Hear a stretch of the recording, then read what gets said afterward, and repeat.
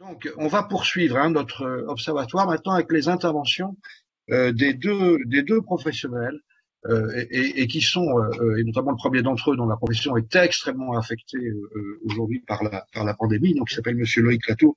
Il est président de France Boisson et il va nous dire un peu sa vision de la place de tous les professionnels, notamment sur la place et leur importance dans la ville. Je vous donne la parole, donc, Monsieur Loïc Latour. Oui, bonjour à tous. Vous m'entendez? Oui, Ah, oui, oui. donc j'ai le challenge d'enchaîner après Monsieur Vert. J'ai trouvé ça passionnant, évidemment. Donc, pour ce qui me concerne, donc vous l'avez compris, je dirige une entreprise France Boisson qui est un distributeur national qui a aujourd'hui livre 50 000 clients sur l'ensemble du territoire. Et je vais prendre quelques mots pour partager notre vision effectivement de la place en centre-ville comme symbole de la ville de partage. Parce que on a cette conviction que la place c'est le point de convergence des activités économiques, sociales et culturelles. Bon, je crois que ça a été très très bien évoqué parce qu'il évoquait, Monsieur Vert évoquait même le mot de l'agora. Donc ça me semble évident. Donc penser cet espace de mise en commun au cœur des villes avec au cœur de cette place évidemment la présence d'un café ou d'une brasserie. C'est les points que j'aborderai avec vous. Euh, alors, en quoi on peut être légitime France Boisson? France Boisson, effectivement, c'est 50 000 clients, 33 000 clients CHR, 72 sites. Finalement, on livre tant des villes urbaines, des villes périurbaines, des campagnes, des zones de montagne, des zones de loisirs, des zones de vacances, etc. Donc, d'une certaine manière, j'ai été passionné de ce que j'ai entendu parce que nous sommes nous aussi au pouls des évolutions démographiques, des évolutions de transhumance, on va dire, des populations. On a beaucoup pris la parole ces dernières années sur le lien important que pouvait créer dans un village un café de village. Et là, c'est un autre sujet qui nous occupe et c'est bien évidemment de ça aussi, c'est de ça que je vais évoquer avec vous. Alors, quand on fait intervenir dans ce type de symposium un acteur privé, il faut aussi pas avoir que des intentions et simplement, je voulais évoquer avec vous qu'on mène un certain nombre d'actions. Parce qu'il ne s'agit pas d'avoir des postures sans être actif. J'ai la, on voit aujourd'hui que les pouvoirs publics se sont saisis avec l'intervention de Madame Lebré, effectivement, de la rénovation des centres-villes, des villes moyennes, et c'est un élément clé. Et la présence des CHR, des cafés, des brasseries est un élément important dans ce débat, et c'est ça que je voulais évoquer. Alors, qu'est-ce qu'on fait en tant que France Boisson? Je rappelle déjà qu'on peut forcément accompagner financièrement aussi de l'installation ou de la rénovation de cafés de village. S'il y a des élus qui m'entendent, évidemment, il ne faut pas hésiter à solliciter les entreprises que nous sommes, France Boisson en l'occurrence, parce que nous sommes aussi, par les cautions bancaires que nous pouvons apporter, participer à la rénovation finalement de la place là où on veut installer un café de la place, un bar, une brasserie pour effectivement installer ce lien social et de convivialité sur la place auquel le café effectivement a toute sa part. On a mené aussi un programme qui s'appelle aussi Service Santé de Territoire, qui a permis avec quelques maires, il y en a peut-être d'ailleurs qui nous écoutent, de réouvrir une vingtaine de cafés de village, de les accompagner dans la réouverture des cafés de village.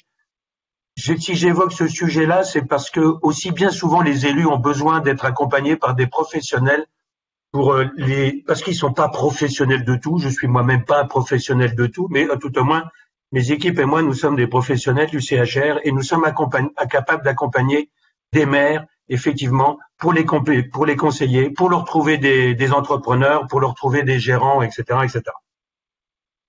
Autre élément aussi, nous avons aussi évoqué en 2017 et 2018 repris dans le cadre d'un livre blanc, effectivement, tout ce que vous pouvez apporter les CHR, les cafés, bars, brasseries, restaurants dans les rénovations de centre-ville, et ça me semblait important de l'évoquer.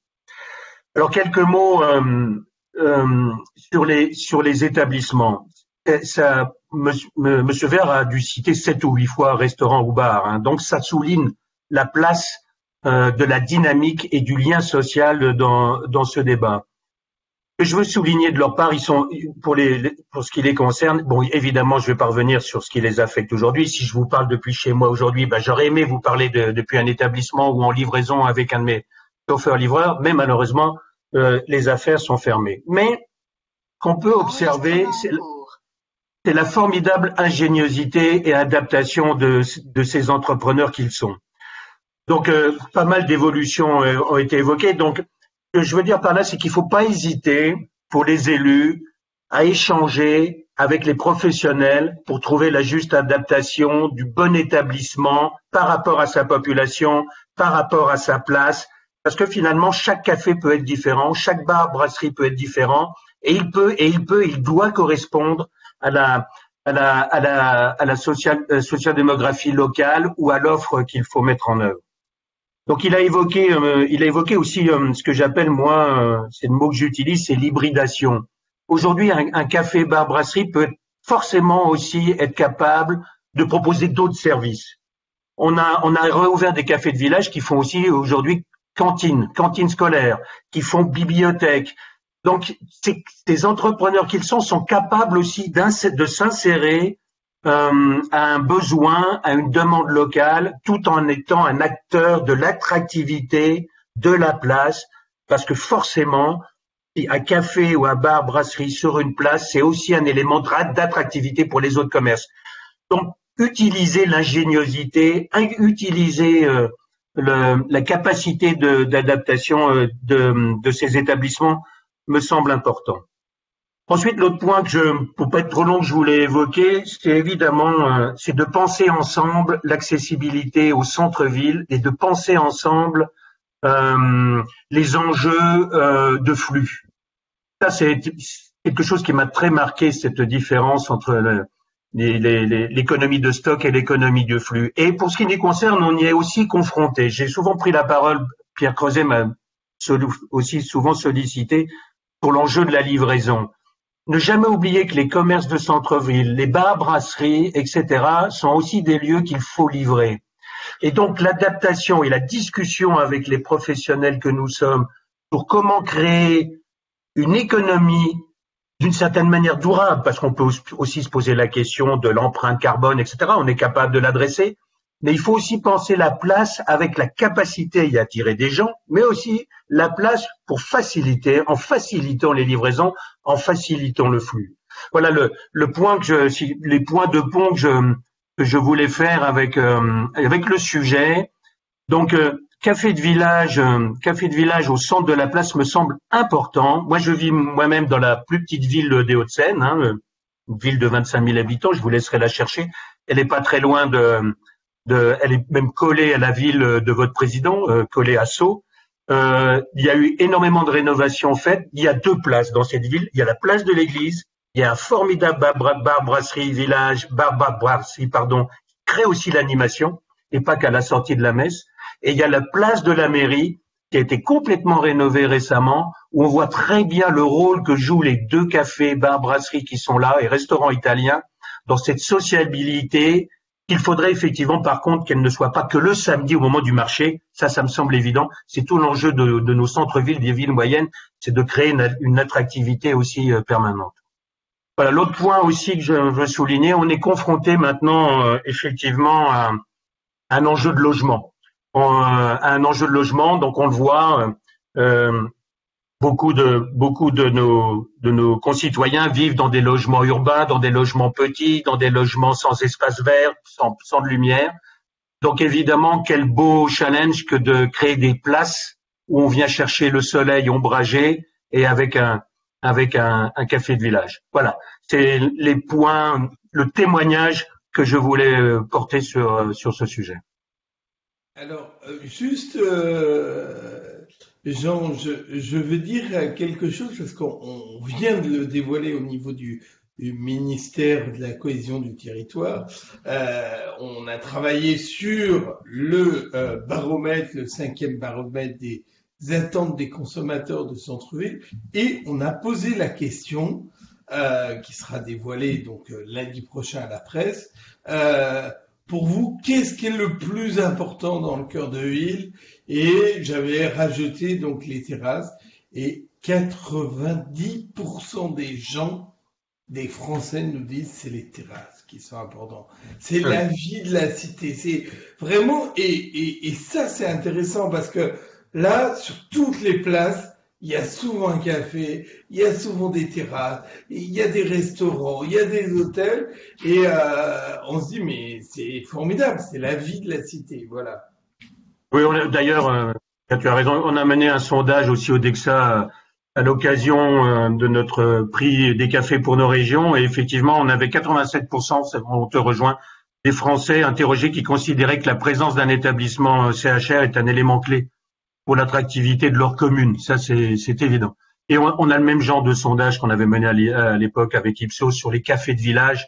Il y avait 9 Français sur 10 aussi qui souhaitaient la réouverture du café de village. On voit bien que le café est un élément clé de lien social, de convivialité, mais aussi d'attractivité, de flux pour les commerces environnants. Il faut aussi le penser comme ça, hein.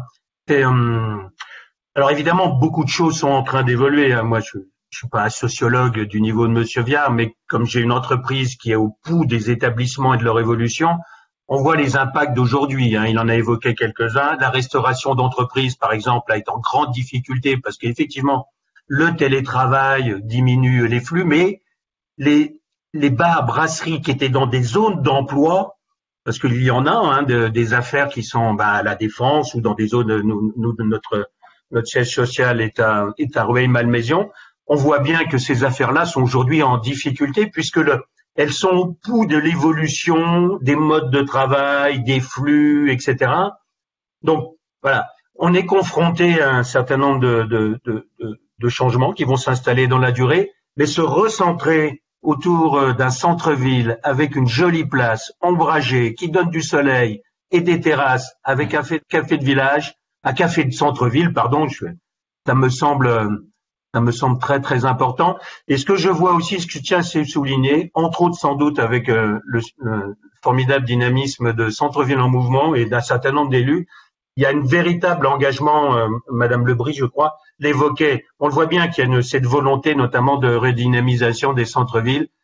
Je conclurai là-dessus. Mettez les professionnels aussi du CHR, des établissements et les distributeurs que nous sommes autour de la table pour faire des belles choses ensemble. Voilà, merci. Merci Loïc. Je reprends juste 2 secondes la parole. Merci aussi à France Boisson parce que vous êtes présent. Là, par exemple, c'est vous qui avez eu l'idée, France Boisson, vous avez eu l'idée de dire, si on invitait Jean Viard, et je trouve ça une super idée. Et merci pour tout ce que vous faites pour nos cœurs de ville, comme la Française des Jeux qu'on va entendre tout de suite.